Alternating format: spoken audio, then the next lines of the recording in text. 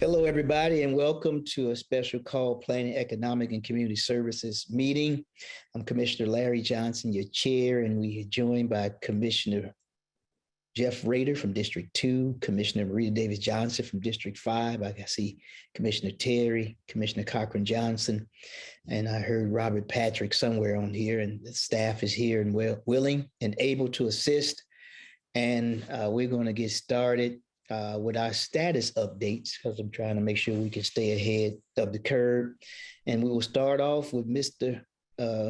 Baker, the great Mr. Baker, on the 2050 unified plan. I'm gonna see if it's gonna be unified once we finish, since it's a unified plan. Commissioners, thank you for the opportunity to provide an update for you. I think a question was raised earlier about whether or not transportation was going to be included. The purpose of this update really is to talk about the process and the next steps. And ARC changed the process as it relates to a transmittal resolution, and that's on your upcoming agenda. So we just want to provide you with where we are on our road to adoption. And so at this time, I'll turn it over to the project manager, Ms. Sylvia Smith. Good afternoon, commissioners. Good afternoon. Today, we're going to talk about the 2050 Unified Plan Road to Adoption. Next slide. The purpose is to provide an update on the required public hearing and state reviews for the 2050 Unified Plan. So there are three tracks that we're going to talk about today, and that's the transmittal resolution. Can you go back one, please? The service delivery strategy and the 2050 Unified Plan. Next slide, please.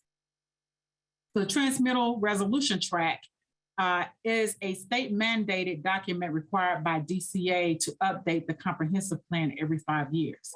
And so this plan has met standards and procedures for local comprehensive planning, and the transmittal resolution must be signed off by the Board of Commissioners prior to the review process. And so they're scheduled to be on the BOC for July 12th. Next slide. The service delivery strategy, the SDS, this is an update with the intergovernmental agreement between the county and the cities for services.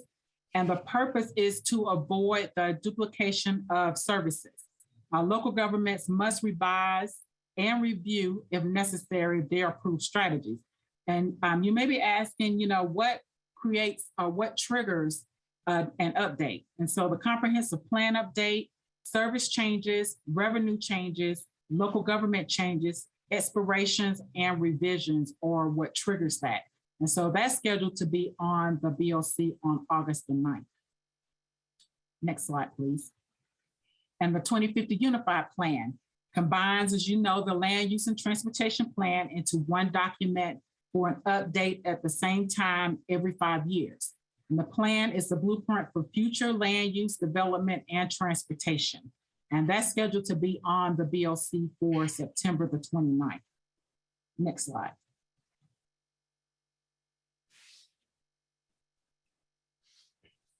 So if you look at the project timeline, as I go through the summary, we have the comprehensive plan draft, and that document will be prepared based on Georgia Department of Community Affairs regulations. And the major elements include land use, existing conditions, policies, community development program. And the review process with DCA takes up to about 30 days. And then from there, the transmittal resolution, as we discussed, is to notify the public that we're complete with the draft of the plan, and the forum is open for final public comments. And that is required to start the review process with DCA. And so a transmittal letter from the CEO's offices will also be included in that package, and DCA will not review the document without it being completed first. And so as discussed, that's scheduled for July the 12th BOC. And then the service delivery strategy is with all 13 cities and the city of Atlanta, and they're required to adopt their SDS prior to DeKalb adopting our resolution. And then once we are approved, once the adoption is approved, the SDS is submitted to DCA. And the review process with DCA takes about 30 days with that as well. And DCA will send a verification of approval when completed. And so that's scheduled for August the 9th. And then finally, the 2050 Unified Plan adoption. And this will include a DCA approved comp plan, the approved SDS, and an updated transportation plan. And this will follow the full cycle process of Community Council and Planning Commission. And that's scheduled for September the 29th of 2022. Next slide. And so that concludes my presentation, and I will open it up for questions and or comments. Thank you so much for this presentation. Commissioner Rader? Yes, thank you, Commissioner Johnson. I appreciate the presentation. You know, when we got this on our agenda, I checked in the community and they had not seen this final draft of the comp plan, notwithstanding the fact that apparently it was completed in June. And then requested the means by which for them to make comments. And there wasn't at that point a venue for commentary on the board of, or on the planning department's website. I understand that y'all are in the process of making that available. And I appreciate doing that. You know, when we had individual discussions about elements of the plan as it was starting to come forward to a, you know, to the level of consultant and staff recommendations, I specifically identified some issues particularly related to the proposal for a new character area, the quote, walkable neighborhood character area. And having now reviewed that section of the comp plan, I continue to have concerns about that walkable neighborhood character area. It primarily, almost exclusively, is within, you know, inside the perimeter in unincorporated DeKalb in districts 2, 3, and 4. And I do have some real reservations about that character area insofar as it seems, the logic of it seems to depend upon the assumption that these areas are currently more walkable and more adaptable to a broader diversity of uses, more intensive infill, and other sorts of urbanization types of mechanisms than I think is actually present in the evidence, insofar as these are also the same neighborhoods where development occurred prior to the county's development regulation changes that required sidewalks to be integrated into subdivisions and other areas of the county. So in many cases, these areas actually have fewer sidewalks than the areas that we're now designating as suburban. And moreover, there's a suggestion that R100 is no longer an appropriate zoning category in those areas, notwithstanding large areas that are zoned R100. And so really, I'm concerned about the destabilization of many of our stable single-family neighborhoods, just as they're starting to, you know, come under other pressures from, you know, gentrification and, you know, purchase and, you know, trading by commercial buyers of single-family residences and that type of activity. I also would like to suggest that by using the mechanism of a more widespread infill and diversification of uses, we are undermining the market pressures for the transformation of obsolete shopping centers into true higher density urban areas that actually are located at transportation nodes and would support densities ranging upwards of 25 units an acre, or 24 is in your framework, where we can actually see the form and concentration of population and jobs that would undergird or underpin you know, effective transit service delivery there. My fear is that if we infill our quote walkable neighborhoods with um, townhouse communities, small lot redevelopment, sort of small parcel type of commercial infill and that sort of a thing that will actually be taking the air out of the balloon that creates new walkable locations in a redevelopment framework in those areas that need that redevelopment investment. So I want to, before we send this thing to DCA, I really for their review is to form, I think, and they want to make sure that it complies with the DCA standards, that we not be on the road to potentially debating and substantially changing the plan.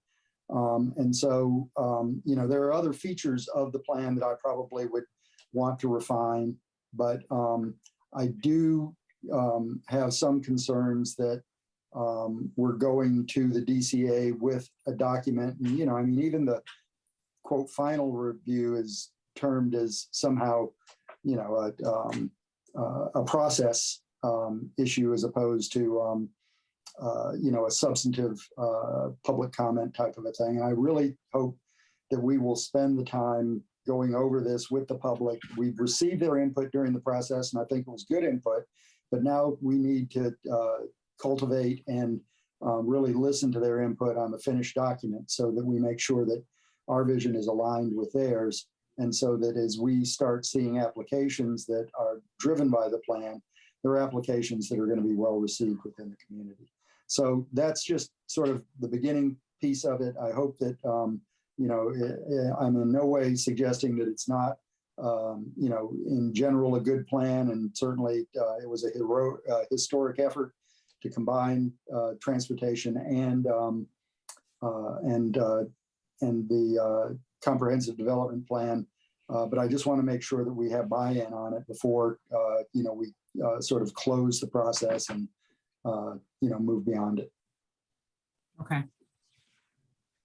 All right. So you have time to get the more input or show the changes, or you trying to get passed by the 12th next week?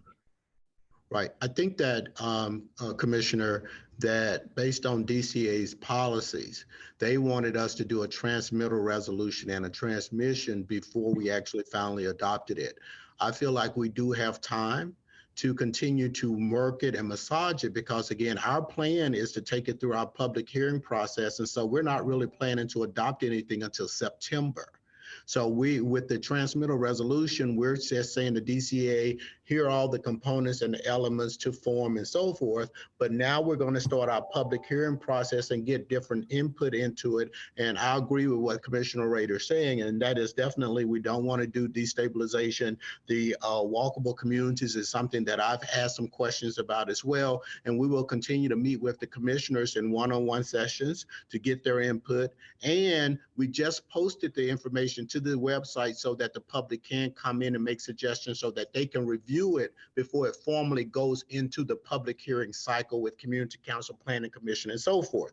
So again, we're shooting for September, but we've left allowances and flexibility to adopt it in October. So we hear those good comments by Commissioner Rader, and we will definitely go back and look at it and try to make some adjustments with Kimberly Horn on those. But Cedric, in terms of, and we can, again, confirm that we can make additional changes prior to the September adoption, correct? Yeah, that's the only thing I wanted to say is that we can continue to make updates to the plan while it's under review with DCA. They just can't be substantive changes such as if we're going to remove the walkable residential, then that's substantial. And so that's something that we will have to communicate with DCA about. But if we're not removing that in certain sections, it can still remain under review with DCA as we continue to make changes and comments to the plan. I would suggest,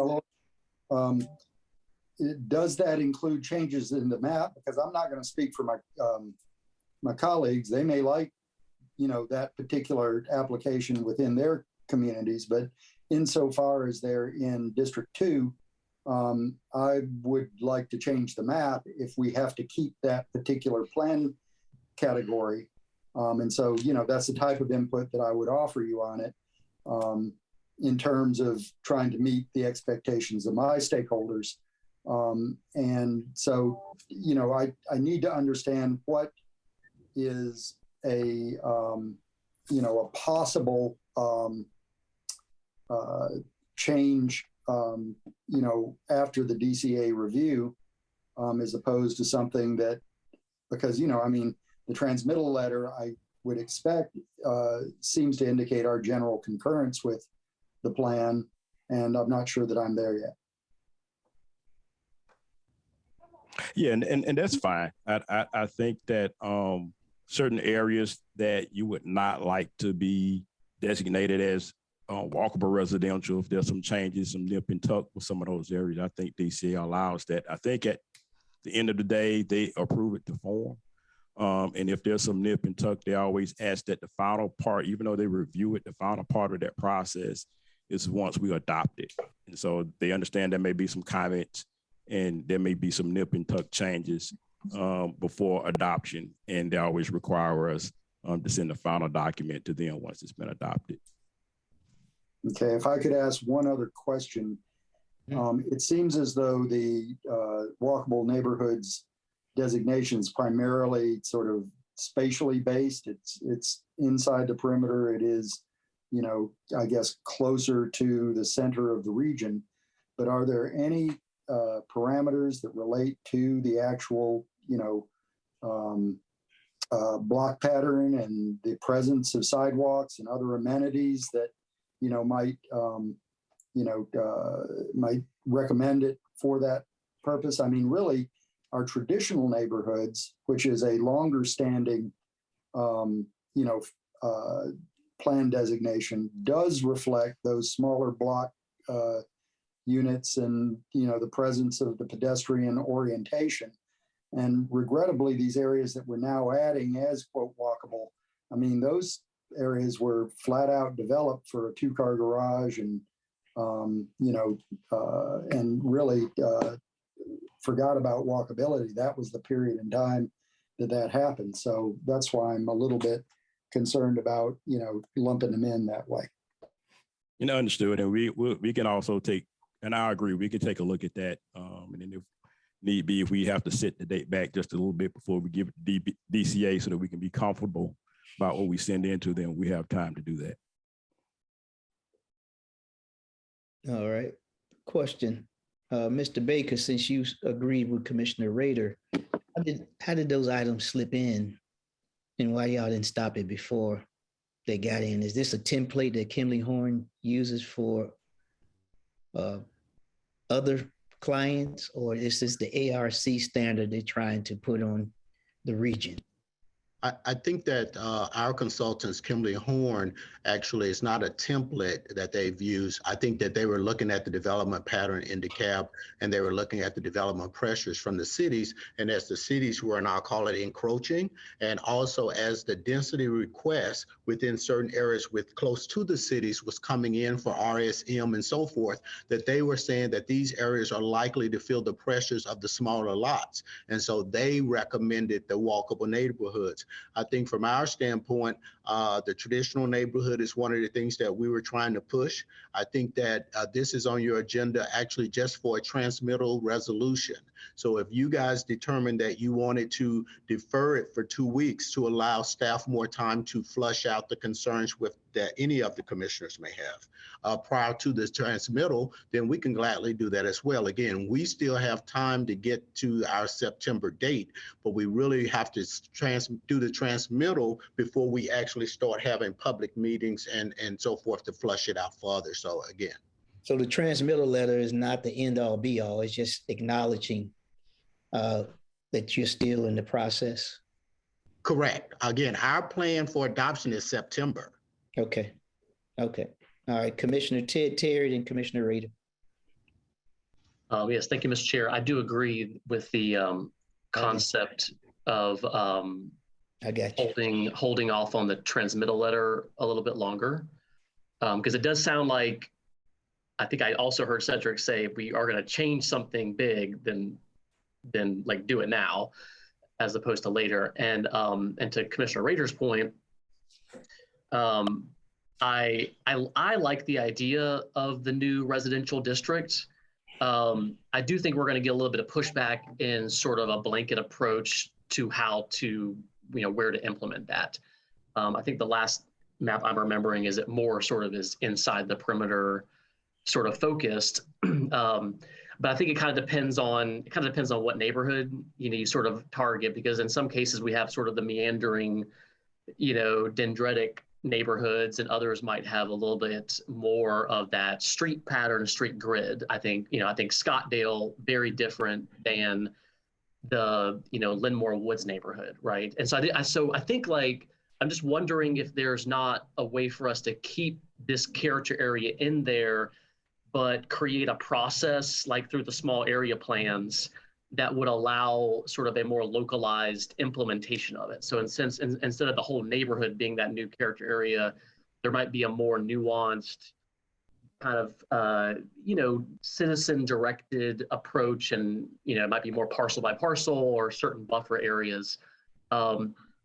But the number one reason why I think we should keep this character area in there is that it's acknowledging that the suburban character area isn't working, I think, the way it was sort of promised. And y'all know me, I talk about climate change every single day I can.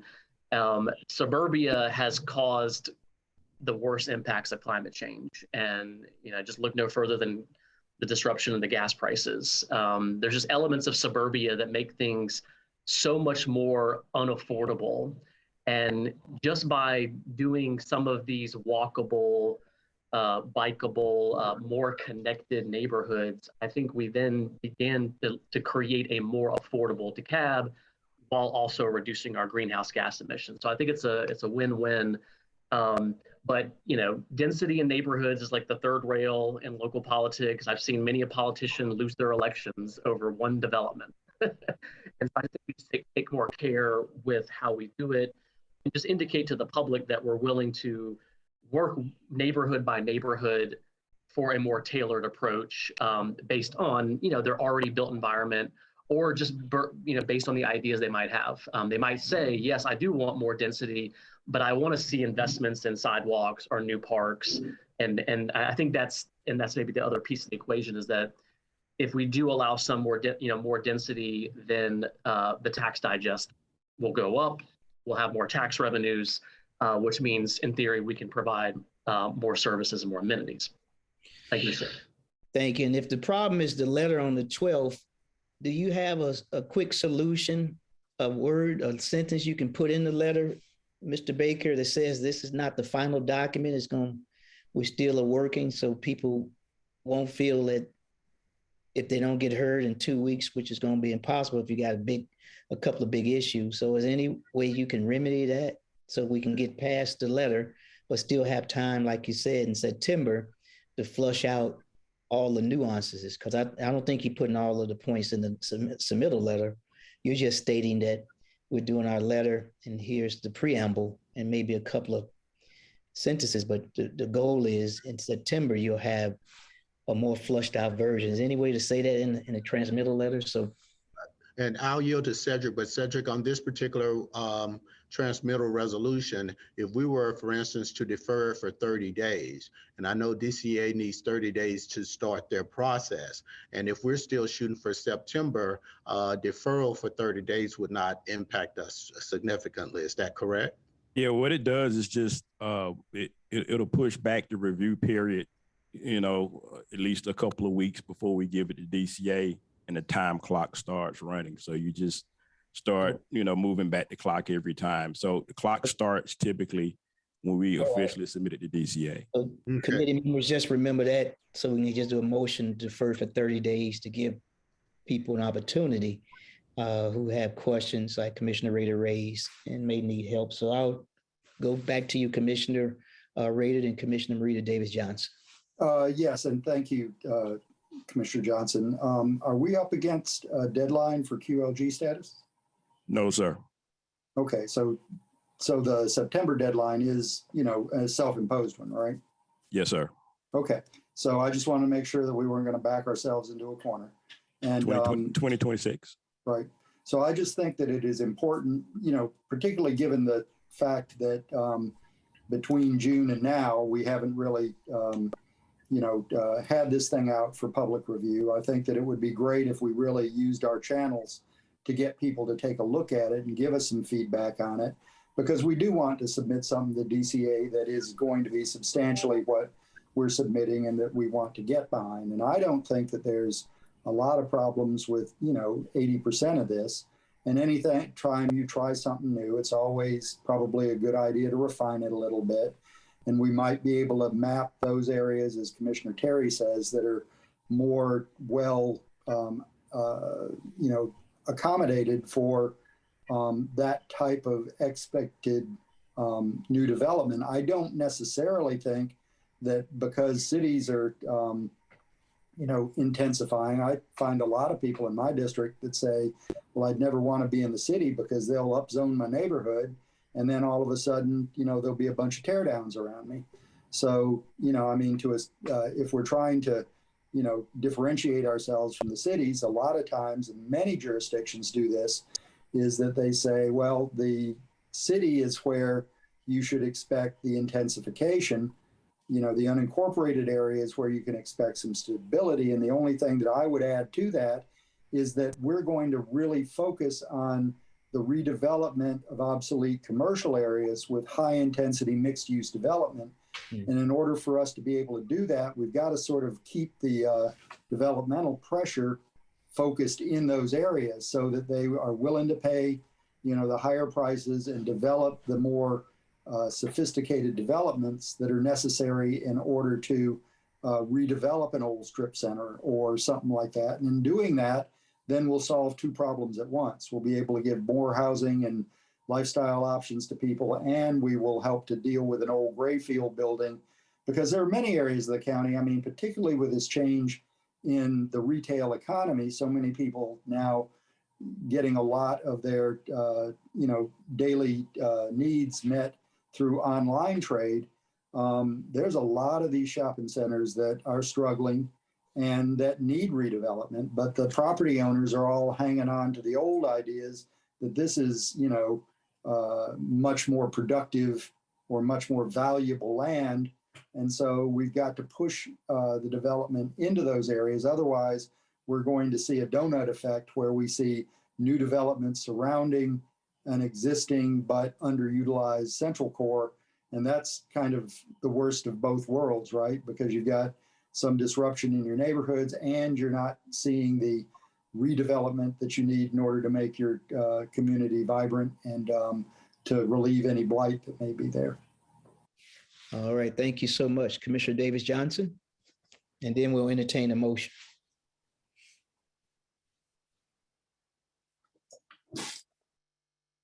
Okay, thank you. I think that, my question pretty much has been answered since you never got around to me.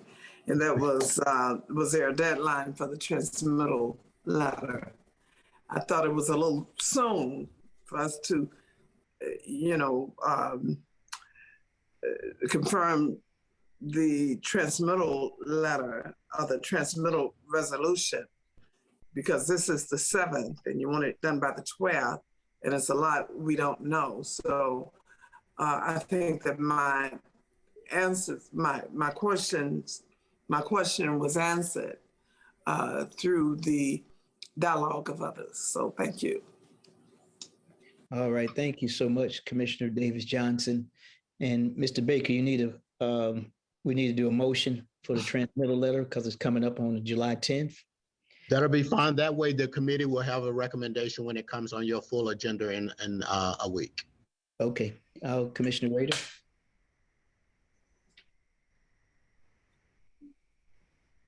Unmute him. Sorry, I'll move that we recommend a 30-day deferral from the 12th. All right, need a second. Second. Moved and properly second to defer the submittal letter for 30 days. All in favor of the motion, show of hands and words. Aye. Aye. Passed unanimously. Thank you so much. And now we'll move to our next item is the zoning signs. Mr. Baker. Thank you very much, commissioners, and thank you all for your input as relates to our signs. As you know, the whole purpose of this was to make our signs more legible and more visible for the public so that they can participate in all our public hearings that we have. So we have Brianna McLeod on, and she's going to talk to you about some of the findings that we have as it relates to those public hearing signs. Thank you. Good afternoon, Commissioners. Okay. So the purpose of this presentation is to present the ideas for improving the legibility of public hearing signs. Next slide, please. Okay, the goal is to implement larger signs to improve visibility. The second goal is to enhance compliance with state zoning law. 3 is to promote community engagement, and 4 is for a clear aesthetic and a more modernized look. Next slide, please. So the current DeKalb County signage. Next. Okay, so here you can see at the top right corner is the current signage that we're using for the land use hearing signs, which is currently a 24 by 36. The issues with that are the signs are not large enough. It can be a potential hazard for drivers and pedestrians trying to review the signage and the print as well.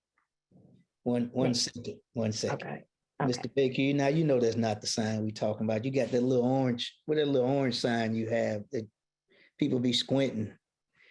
You got to put that one on there, but you can keep going. But it's bigger than that orange sign. This is typically the rezoning sign that is placed for all your rezoning hearings, and the one behind it is the signs that are used for your SLUP hearings. But we will get to it, Commissioner. Okay, thank you. Keep going. I'm sorry. Okay. Brianna. Okay. So yes, this is just the shows the issues in the current sign that we use for the 24 by 36. We could go to the next slide. Zoning sign size comparison. So here we wanted to show the size chart in the top right-hand corner. We were showing the 48 by 96 size sign and what it could cause as far as transporting and how to install such a large sign. At the bottom of the right-hand corner, there's a size chart, which we are currently using a 24 by 36, and what the staff is proposing to go up to a size 32 by 48. And on the right side is an example of the City of Sandy Springs signage, what they are currently using as a 48 by 96 signage. Next slide, please. Staff recommendations. Okay, here are the responses that we received from the June 14th meeting. So the custom signage about no more handwritten signs. The staff, we recommend to invest in a new plotter or outsource to a private sector to do the printing on the custom signage, or the applicant becomes responsible for the sign. The QR code should be customized. The QR code will be custom to the public hearing signs and the agenda page. And then we did add the internet code how to get to the sign as well. So the public hearing signs are always due before the staff report. Ms. McLeod, hold one second. Yes, okay. Hold 1 second. Commissioner Davis Johnson, you want to go through the presentation? You had a question right now. Okay. Miss Commissioner Johnson, you're on mute. Yeah, I just had a question about the handwritten signs. Okay. You know, some of the complaints or comments that I would get is is not the handwritten sign that is ineligible or anything like that. It's more the size of the sign. So have there been, or are there significant amount of complaints about not being able to read the handwritten messages on the sign?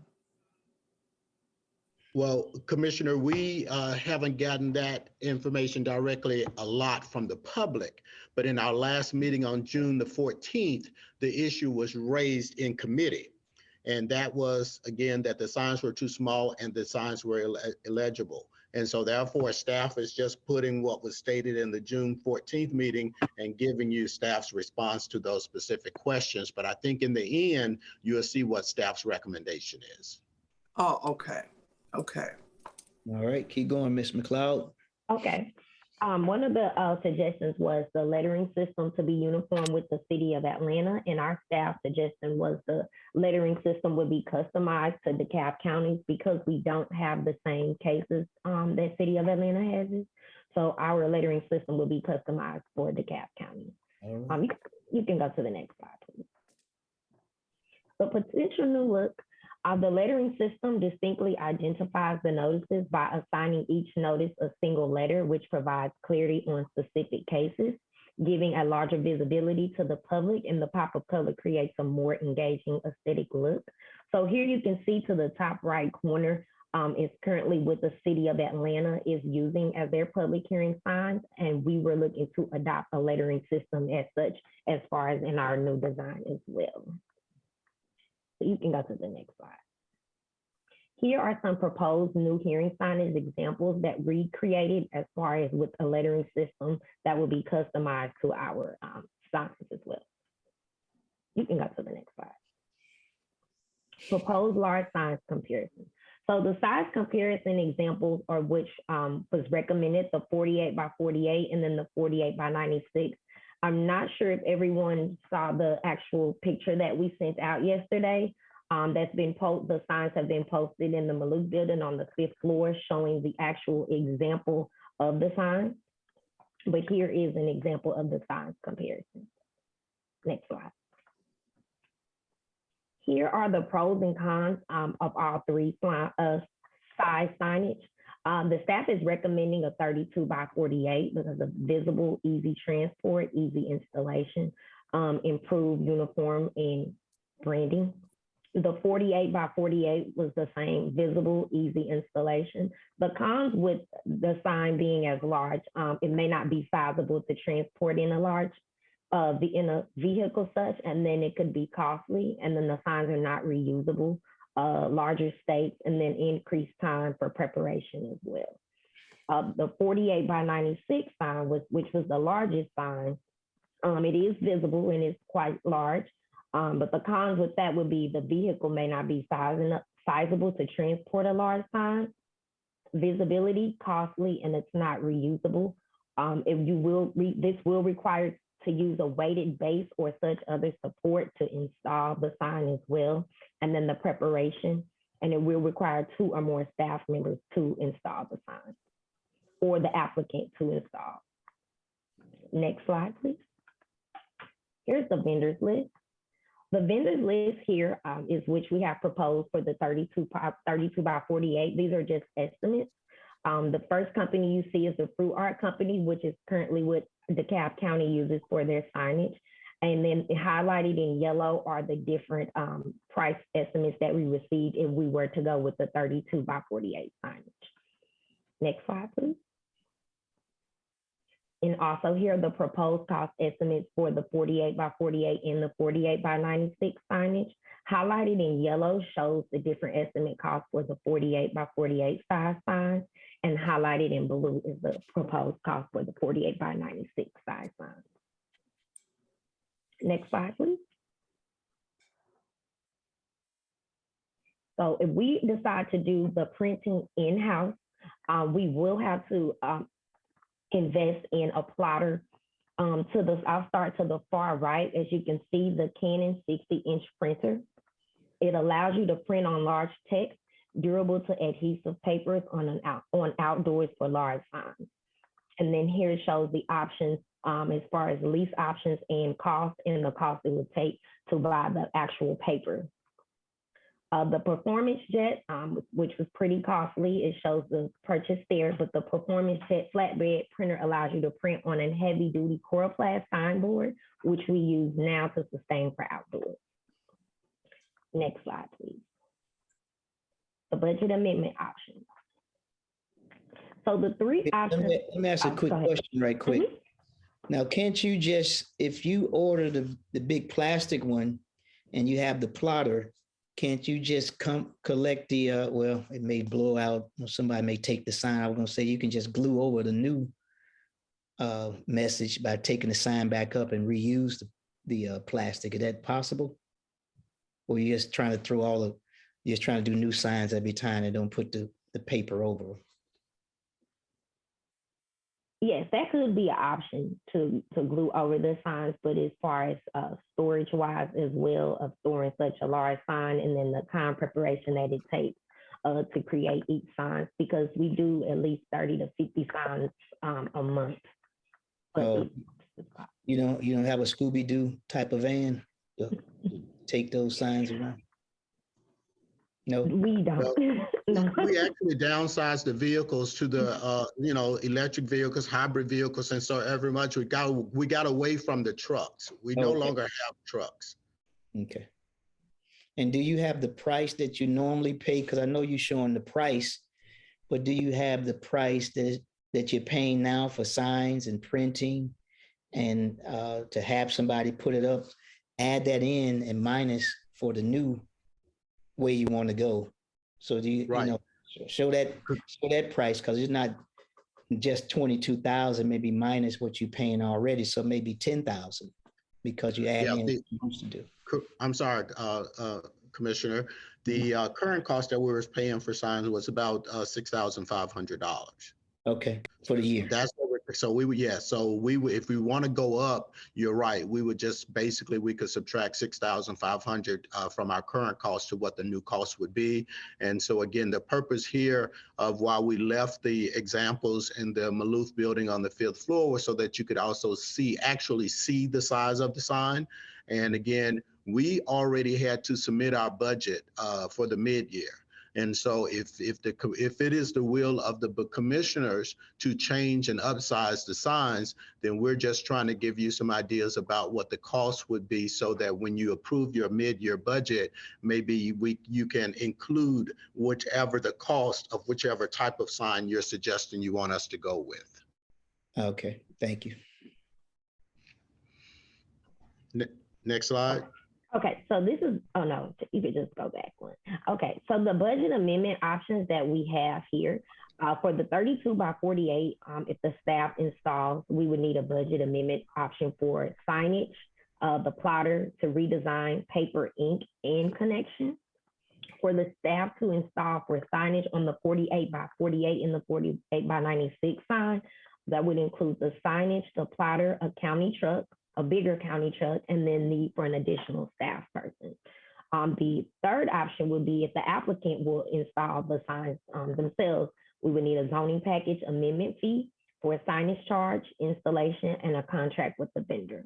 The summary here, we would like to determine the needs following the size of the sign, who installed the signs, and the budget needs to be amended or a board of approval for applicant fees. Next slide, please. And thank you. All if you have right. any questions. So put the last slide up so people can know, the commissioners can see which one they want to choose. Okay. And I'm taking bets for the Vegas on which one they pick. So I'll go Commissioner Rader, then Johnson, and Terry. And Mr. Hudson, you'll need to reshare. I did drop the screen. Thank you, Commissioner Johnson. I appreciate staff working on this particular issue. I certainly am sympathetic to the idea that once you get past a certain point, that the signs become unwieldy, and I think importantly, that they won't stay put on the site, which is ultimately the bigger imperative, is that they stay put and that they don't blow down or aren't so big that that's in danger of it. I am very interested in the idea of the applicant installed signs. And it seems to me, and I don't know if you fully investigated, whether or not we could develop a template that any number of vendors could use that would include, the slot, so to speak, for the information that needed to be on the sign. And then we simply gave the applicant the list of vendors who had agreed to use the template and allow them to purchase a sign from those vendors. And that way we would relieve the county of the cost of producing the sign. And at the same time, the vendor would customize the sign with all of the details, and we do away with the handwritten elements of it. And so in that way, it would be a neater, more legible sign. It would be both posted and paid for by the applicant. And hopefully, based upon getting it to enough vendors, that it could be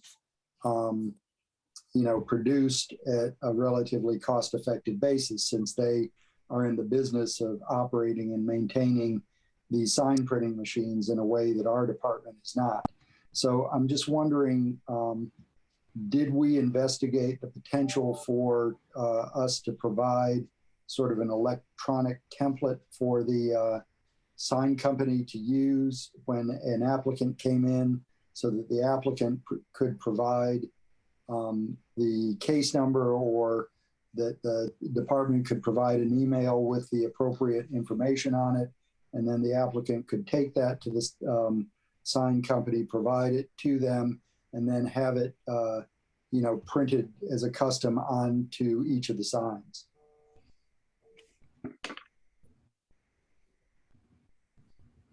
Mr. McLeod or Mr. Baker? I think that one of Commissioner, the, go ahead. so that's essentially how it would work. So if we decided to go with the private route where we would pass this on to the applicants, we would need to work with the vendors to craft the templates and the specifications for, how thick the font should be, the colors, the patterns, all that kind of stuff.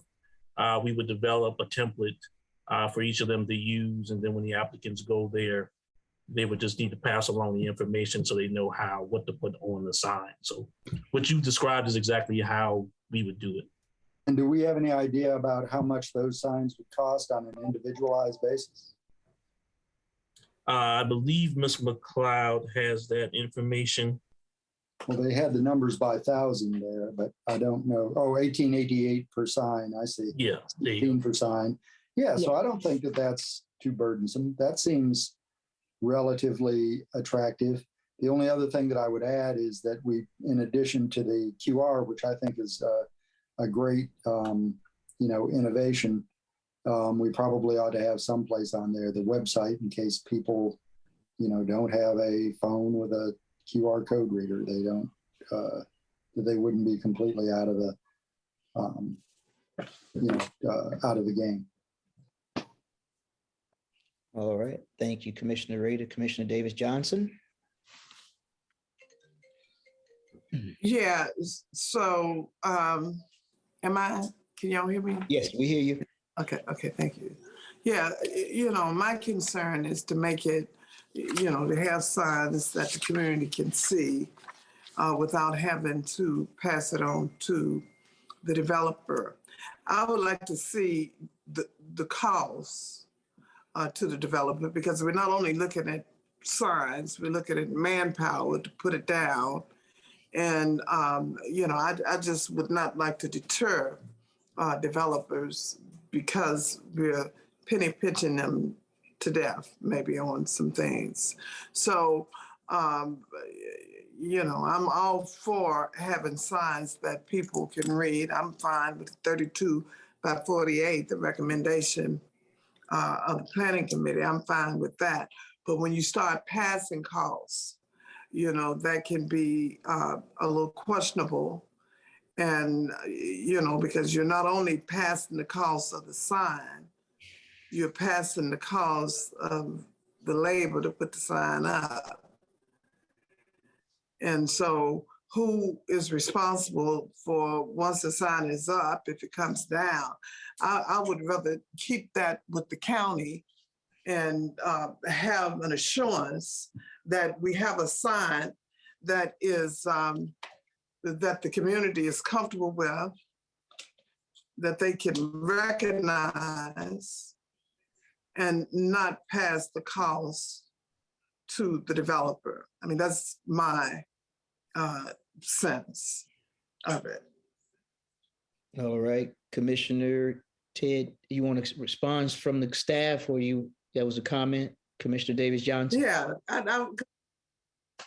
I would, because I like to see what I mean, who would be responsible? They put a sign up, if somebody take it down, who would be responsible? Is it them to go back and put it back up?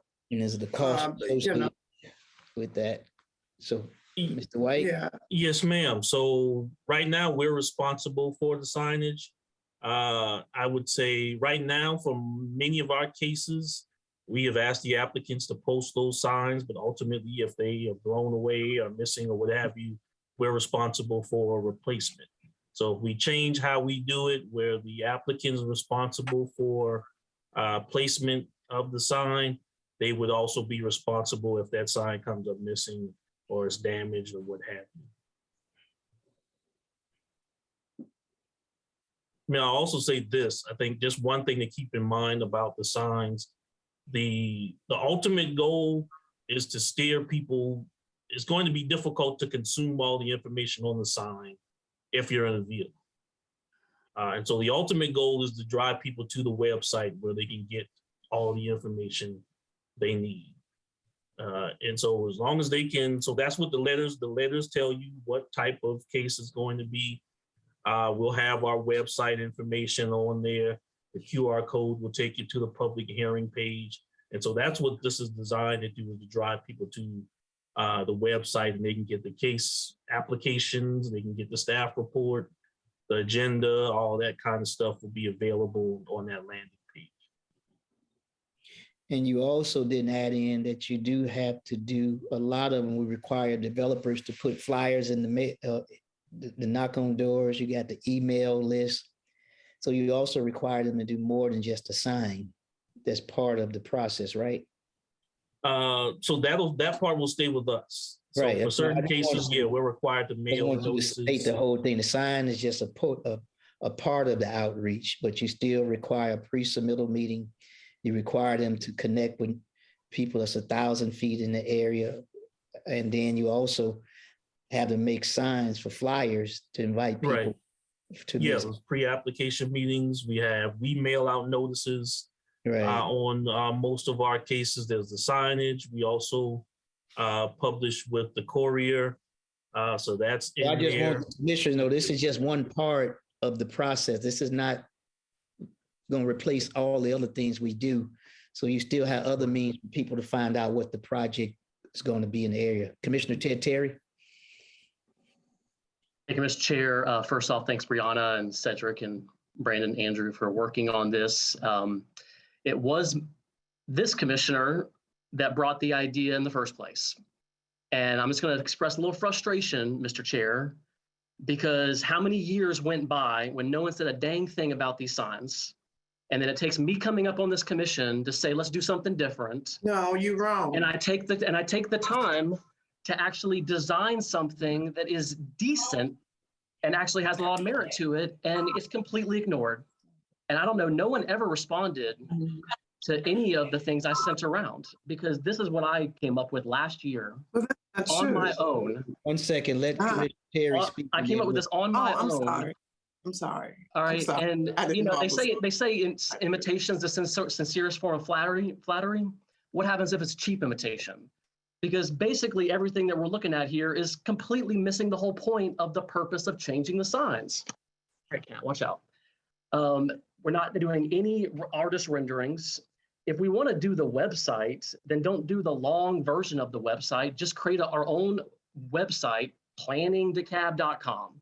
It's that simple. We don't need to have a 15,000 character Zoom link to tell people which website to go to. The purpose of branding something and marketing something is that we treat our citizens with respect.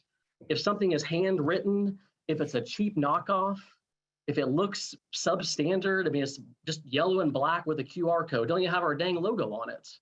We're not even trying to market something before the thing's even done. The opportunity for public engagement begins with that sign going up. And I don't understand why no one has anything to say about any of the things I proposed. And what we're looking at now is just it's such a cheap imitation of everything else that everyone else is doing. And so, I mean, I guess if we're going to be stuck with this version, my feedback is let's dispense with the handwriting. Let's focus on a website that isn't, planning /this/that agenda that. Just do a simple website where it's always the same. planningdecab.com, simple as that. The size is fine. That's the simplest thing we can do is make the signs better. But if it's all in handwriting, I guarantee you, at some point, someone's going to get lazy and they're going to just write something really quickly, and it's going to continue to be poor handwriting and not going to be able to be legible. So Mr. Chair, I don't understand why when I propose this idea, it's just like all the points that I made are ignored, and all we're focusing on is a QR code and the size. Everything else is not purple. And I really reject the notion that asking the developer, and most of these development projects are multi-million-dollar projects, to think that we would be causing some undue burden on a developer that is making millions of dollars off of these projects, that we can't ask them to put up a decent sign marketing what they're trying to do that is going to impact the neighborhood. And I don't understand why we can't try to do something that is better than everybody else. Let's not try to kind of do a carbon half copy. Let's do something that's going to make us look good. Let's have our logo on it. Let's have designs. Let's do it in color. Let's do it professionally. And I don't see the problem with having the developer pay for it. I mean, if it's $1,000 for a really nice sign, I guess that's one consideration, but that's the template. Other than that, it's just handwriting and a QR code. All right, I'm gonna get to you, Commissioner Davis Johnson, but I'm gonna go to Mr. Baker, and then Commissioner Rader can attest to this. We've always asked for bigger signs, and I think Commissioner Rader stated it, that they did not put it in the code on having the sizes, and we went back and forth. So that caused a discussion. But Commissioner Terry, what you're proposing, I'm gonna let Mr. Baker talk about that at a time on why that wasn't considered. But now I'm gonna go to Commissioner Davis Johnson, then I'll come back to you, because I'm just concerned about codifying the size, because I got tired of seeing the little orange sign that you couldn't read. And I said, well, and Commissioner Rader reminded me, we never put it into the ordinance. So that's allowed the planning department to go back and forth. So that the issue for me was just the size and the legibility. So Commissioner Davis Johnson and Mr. Baker, and then I'm asked for our next step so we can get to the last item. Yeah, I'm sorry, Mr. Chair. I thought I'm usually muted if I'm not, but I thought I was muted when I was saying that. But I wanted to say that this was not the first discussion about signs when Commissioner Terry came on. And so we were doing some work before you got here, Commissioner Terry, but this was not the first discussion about it. Also, you're looking at conflict too. You have developers put signs on. So if there's a conflict between what the developer says and what the resident says, I think that they're going to be at odds because they have an interest in it. If they're paying for it and they're maintaining it and they're putting it up, I mean, that's an inherent conflict. It should be someone independent, so that independent person can attest to. I don't think that we're showing the citizens disrespect if we don't have the type of size that we respect the citizens of DeKalb County every day, understanding that we're not a Fortune 500 company branding, and we do brand the county, but we're not a Fortune 500 company. We are a government that take care of its citizens.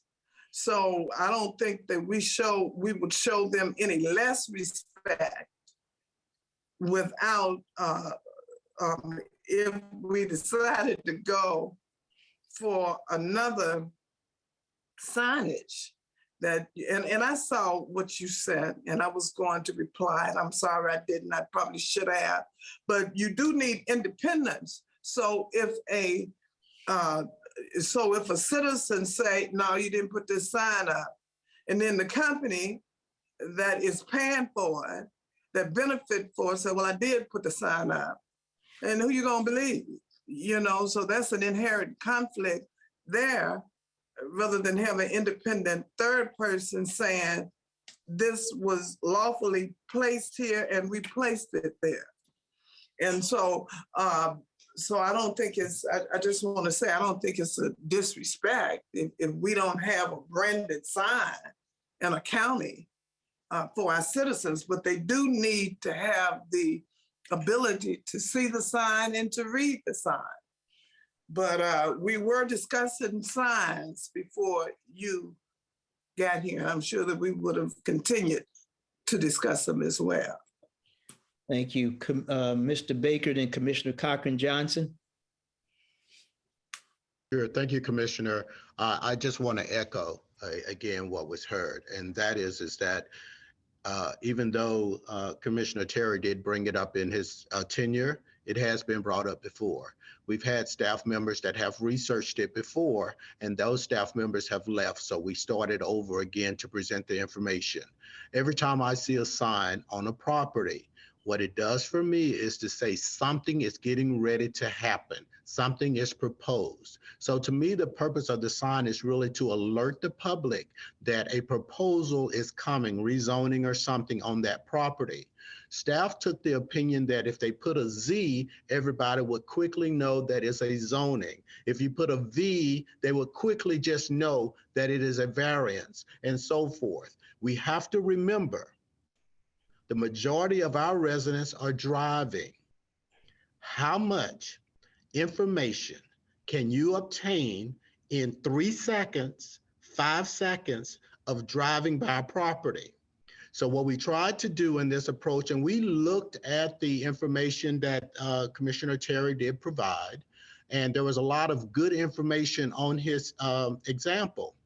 But again, when you start adding the stories of the height and the other things that were on his example, we had to peel it back and say, well, how much can they actually obtain and absorb and understand in the 5 seconds that they're driving by? We put the QR codes on there because that was a suggestion of the commissioner of this committee. And so I also have concerns that how the person is going to have to really get out their car and go take a picture of the QR code, but we did put it up there because it was a suggestion. Another suggestion from this body was not to have it handwritten. So we did take those suggestions and we were going to have them printed so that it would be legible. So we're trying to balance all the information that we're giving and we're bringing it back to the committee. And if you guys tell us to go bigger, different design, put pictures on it, we're going to do what you guys suggest that we should do. Thank you. Commissioner Cochran-Johnson. Yes, my primary question goes to Mr. Baker. I was under the impression that we do assess a fee to the applicant that is used to offset this cost. Am I incorrect in that belief? I will allow Brandon to elaborate, but we have a fee for the cost of doing a rezoning. And I think included in our overall $750 fee, whatever, it's just the cost of us processing your application. I don't think we single out a cost for signage. And all our fees actually have to be approved and adopted by the commissioners. So we actually can't tack on additional fees for anything or change our $750 until you give us direction to do so. Brandon, is that correct? Yes, sir. That's it. We have application fees as approved by the Board of Commissioners for the various applications and board meetings that we have. We don't itemize those fees to break down specific aspects of the administrative review process. And so we just take it all as one cost as it relates to intake, processing, the review, the sign posting, all of that is a collective cost. Now, whether it's an adequate cost, that's a different discussion that we can have at a later date. But everything else is just as Mr. Baker described.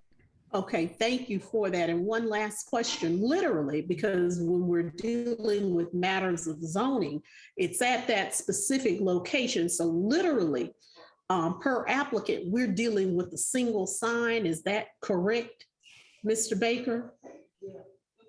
It Is it- depends on the property size.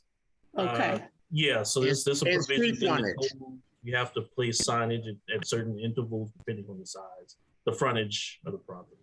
okay. So I guess it'd be safe to say that probably no more than about 3 signs per applicant, depending on the size, or let's stay away from that. I'll just stay away from that altogether. But thank you for that clarity, because if it's a way to pass on the cost of the signage, perhaps we may, at the discretion of the body, wish to revisit.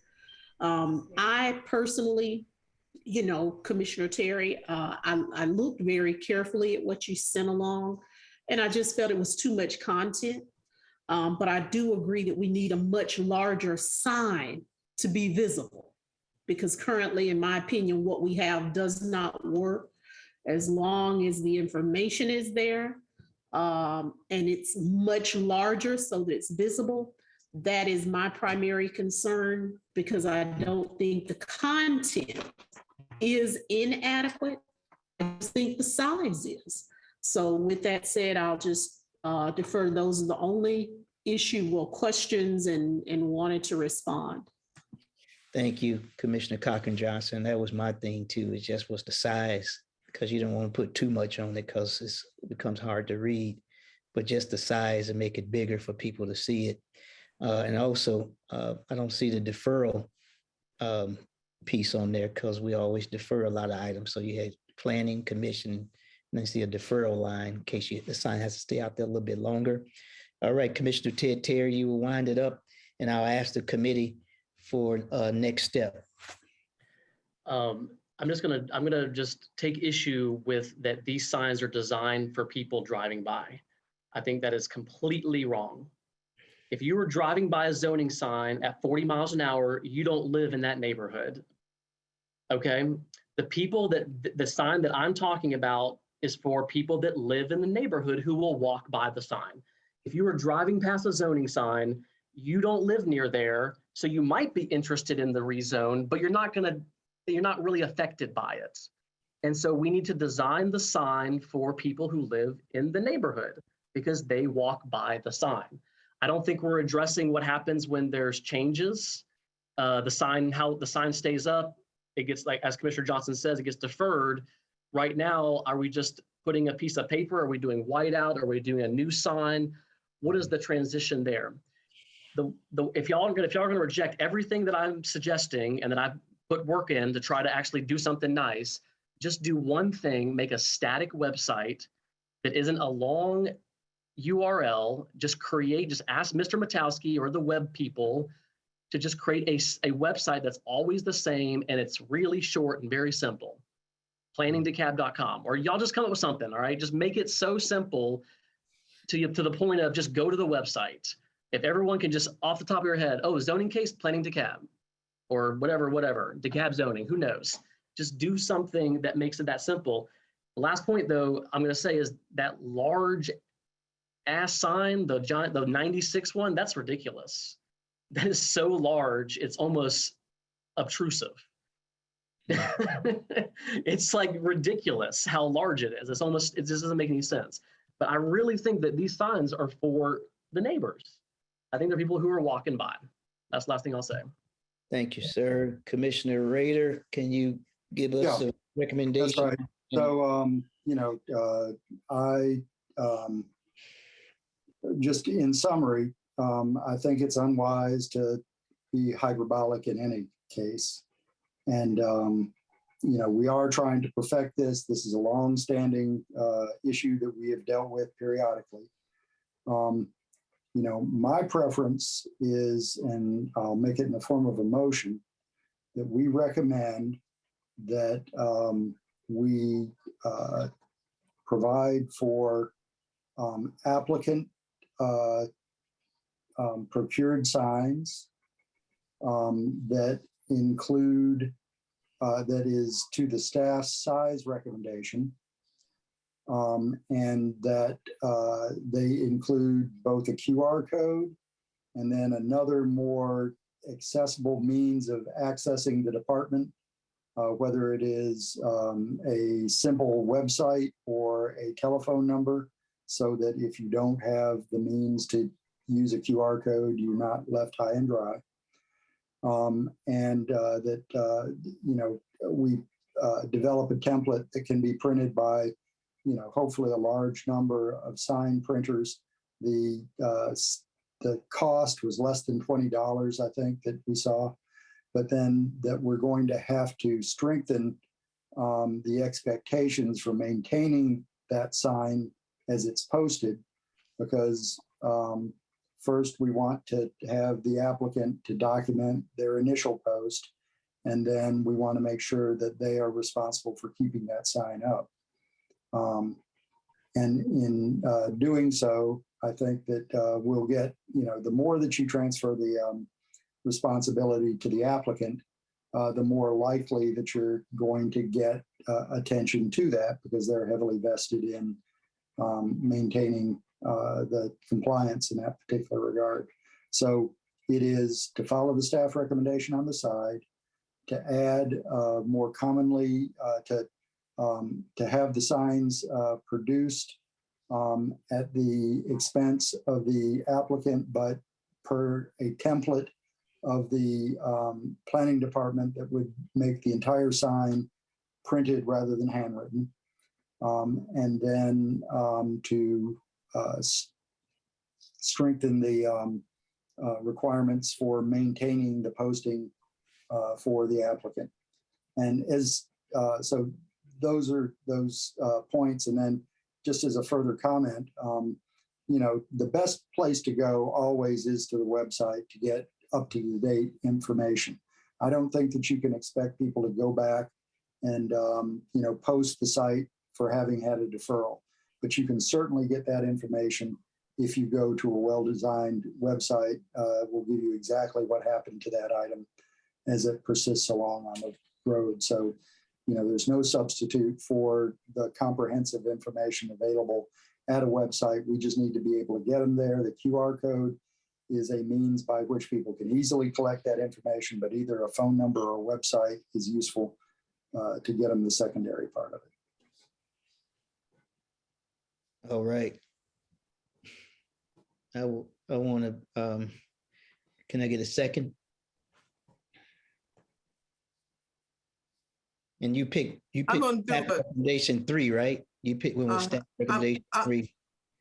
I'm going to do a second for purposes of discussion. That's good. Thank you. Because, you know, I'll agree with everything that Commissioner Rader stated, except for the cost going to the applicant. Because I would see, and this is what I want to ask, you know, I would think that you would have to have another level of administration to keep up with the procedure that the applicant would be doing in maintaining and placing those signs. I mean, who's going to keep up with it? I mean, who's going to tell who, if I say that there was no sign there and the developers say, I put a sign there, and then I come back and say a day ago, I went by there and there was no sign there.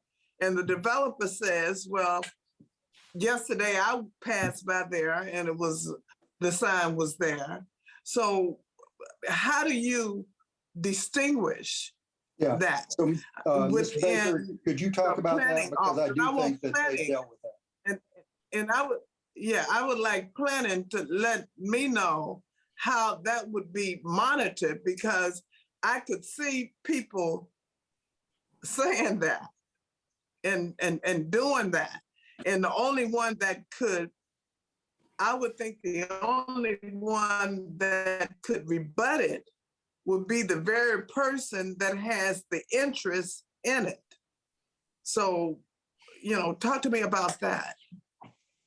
Mr. Baker, and let me add, I'm for the signs in terms of the price, because I know you have to pass that cost on, but in terms of the administration, that we keep that in-house to keep the neutrality as much as possible, because I can see how it work.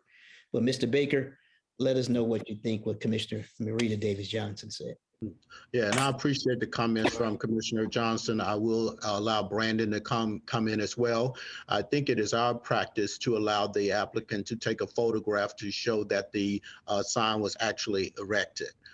Sometimes when a resident call and say there is no sign, then I believe that staff may go back out and repost the sign in that particular situation. But you're right that sometimes the signs do disappear, and somebody has to be responsible for trying to get the sign back up prior to the hearing date. But Brandon, are you on? Yes, sir. And so I guess to the commissioner's question, the first thing that comes to mind will be we just extend that practice. So right now, when you initially post the sign, they're required to provide proof that the sign was posted. Get that digital copy, it's time-stamped and that kind of thing, so we know the date the photo was taken and that kind of thing. And so we just extend that practice. And so we're required that the signs are required to be posted within 45 days of the meeting, no later than 15 days before the meeting. And so at the time when that sign is posted, we'll need regular updates on the status and the visibility of that sign. So whether that's some kind of schedule that we create or whether we have the applicant, we work on that on a case-by-case basis. That's probably what we would need to do, is to set up some kind of checks and balances system where this is being regularly monitored to make sure that the sign is there, making sure that it's documented, the dates that is checked when the sign was there is the first thing that would come to my mind as far as a process. So you need some time to flush out this idea some more, you're saying, or you ready? Yes, sir. Yes, sir. And I just also, I follow back on the point that Commissioner Johnson made earlier. So this is one part of the public notification process. So there's still the newspaper, there's still the website.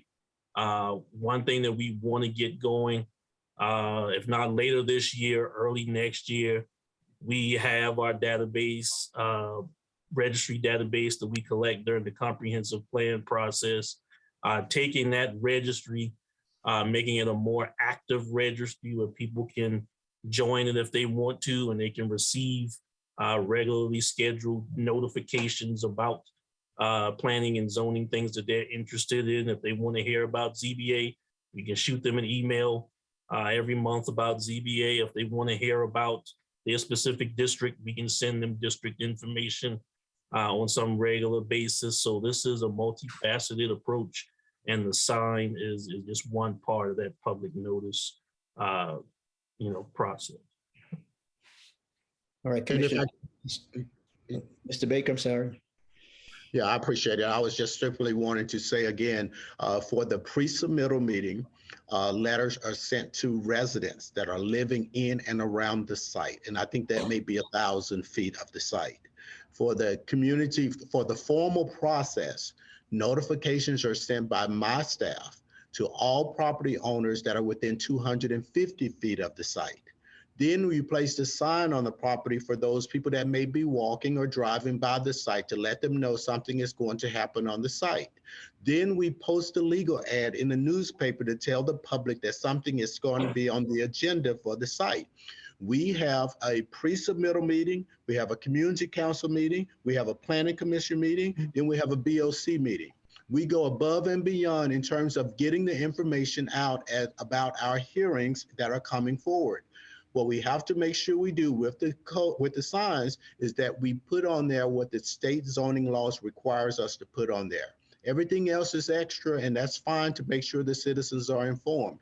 But we have to make sure, again, that we meet the legal standards as required by state law. Okay. Does your second still stand, Commissioner Davis Johnson? Yeah, my second stands if they paying a $750 fee, I'm sure they paying for the signs now. And so my second stands if it can remain in-house. Well, Can- I mean, there are two aspects of remaining in-house. First is, obviously the expense of the sign, but more importantly, it is the placement of the sign and all of that staff work that goes out to placing them on the site and maintaining them on the site. And so I would be glad to reduce the cost of the application by $20 if that was a big concern. But I don't think anybody's making a decision to, apply for a rezoning or a variance or something like that on the marginal cost of a $20 sign. No, I'm saying, didn't you include in your motion that the cost will be passed to the applicant? Well, what I meant is that the department will provide a template and will provide a facilitated relationship with any number of sign vendors, but that the applicant would be responsible for obtaining the sign at a cost of what was estimated at $20 and placing it on their own property. And in that way, we don't have to have staff having to drive all over the county placing signs. That just seems, hard enough to get professional staff. It seems a shame to use them for placing, doing signs. But the staff also said they give the signs to developers to place out there and have them take a picture, right? So they are putting the sign out already, right, Mr. White, or no? No, we're placing the sign and we're asking the developer to take a picture on a periodic basis. Right? Oh, I thought they said they were giving it to the developer to place the sign. Didn't you say that, Mr. White? Yes, sir. We do both. I We do both. It depends on the circumstances. I got you. Okay. So my concern is, and I'm gonna get calls from my constituents, some of my constituents saying that, when it comes down to them and developer, it's going to be a test of them and the developers going to say. I say that, if we can keep the same procedure that we have, they say that they sometimes give it to the developer, sometimes not. I'm good with it. But I'm just saying that, to put that full responsibility on the developer, I see problems in the future. And I'm just trying to get away from the handwritten signs. And Okay. That's fine. Everything is fine. Yeah, everything is, I agree with your motion, except for the signs being given to the developer, put up to maintain, because I think I'm going to get more calls. So Commissioner Rader, will you accept that they still can pay for it, but the placement of the signs be still left up to the staff? That's fine with me if that's what y'all want to do. I just want to make sure that the signs are printed rather than handwritten. That was my main Okay. Yeah. Okay. Then I'm fine with that. All Let's right. take out that part. Okay, you second that, Commissioner Davis? All in Yes. favor? A motion, signs and words, aye. Aye. All right, we only got 7 minutes left, and I'm not going to put people through waiting on it. We'll look at the workforce housing at our July 12th meeting, Dr. O'Bain, central staff. And I'll entertain a motion to adjourn. So moved. Second. Okay. All in favor? Motion carries. See y'all on the 12th.